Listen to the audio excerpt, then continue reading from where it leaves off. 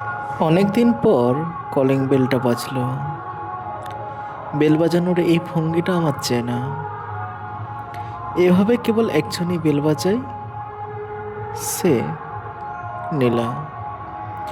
প্রথমে একবার, তারপর সেই প্রতিধ্বনি শেষ হতে না হতেই আবার, তারপর আরও একবার।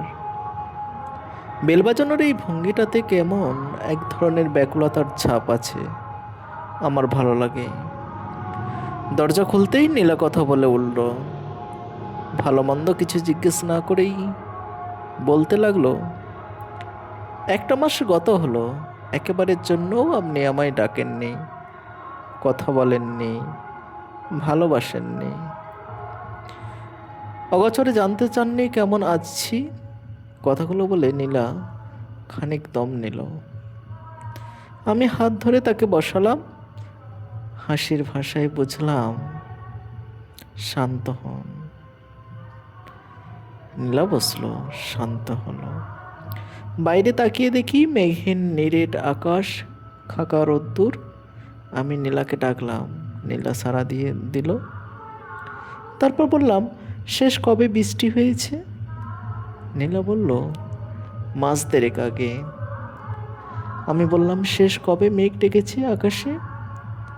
নীলা বলল, আনুমানিক সপ্তাহ দুয়েক। এবার আমি নীলার একটু কাছে এসে বসলাম। তারপর বললাম, এই যে 2 মাস ধরে বৃষ্টি হয়নি, 2 সপ্তাহে একেবারও মেঘ ডাকেনি আকাশে, তাহলে কি আপনি বলবেন যে আকাশ বৃষ্টি ঝরাতে ভুলে গেছে?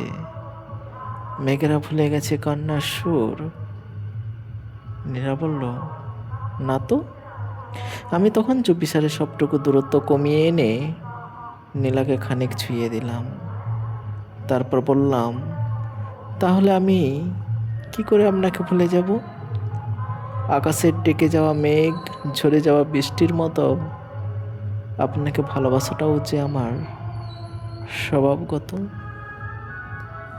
আপনাকে ভালোবাসাটা যে আমার স্বভাবগত।